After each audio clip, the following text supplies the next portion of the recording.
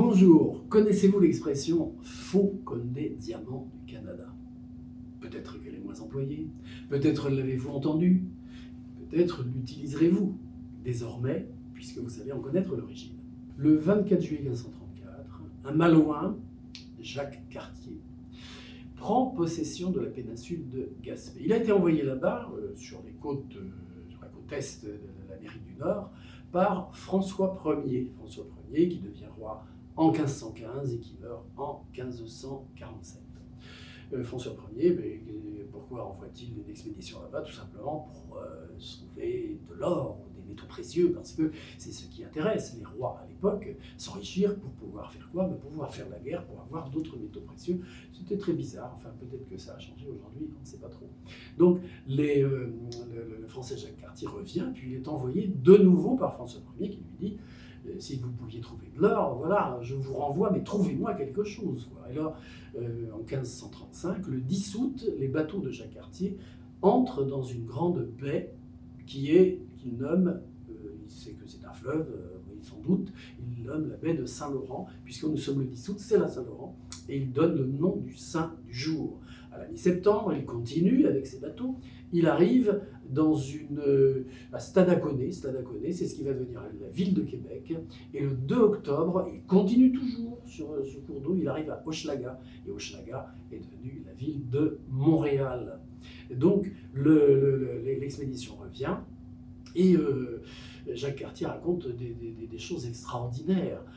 Lorsqu'il revient, c'est d'abord un voyage documentaire. Ces deux premiers voyages sont documentaires.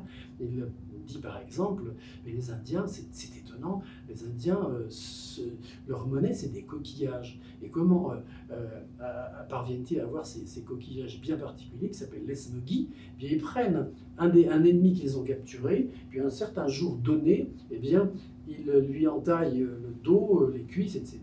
et ils le jettent à l'eau. Et quelques heures après, ils le remontent et les esnogis, qui sont des coquillages très friands de sang, se sont mis dans les plaies. Donc il n'y a plus qu'à prendre la monnaie pour pouvoir après faire des échanges. C'est Jacques Cartier qui raconte ça dans ses mémoires. Alors il sait très bien tout ça, mais il me faudrait quand même des métaux précieux. Moi, si je vous envoie là-bas, c'est pour m'apporter autre chose que des histoires telles que celles que vous me racontez. Donc il repart, en 1541 il est là-bas, Jacques Cartier avec ses hommes, et un jour, il y a un de ces hommes qui revient avec quelque chose qui brille.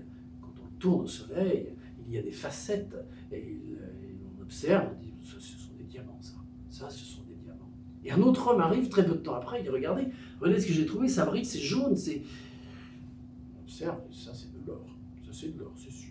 De l'or et des diamants, c'est extraordinaire. Donc Jacques Cartier dit on va remplir des tonneaux, il remplit des tonneaux, il met ça dans ses cales. La nouvelle se répand avec une telle rapidité que les Espagnols remontent l'Atlantique pour essayer de capturer les bateaux de Jacques Cartier. Il est obligé de faire du slalom et il arrive à Saint-Malo dans un triomphe inouï parce qu'on se dira, il amène dans ses cales de l'or et des diamants.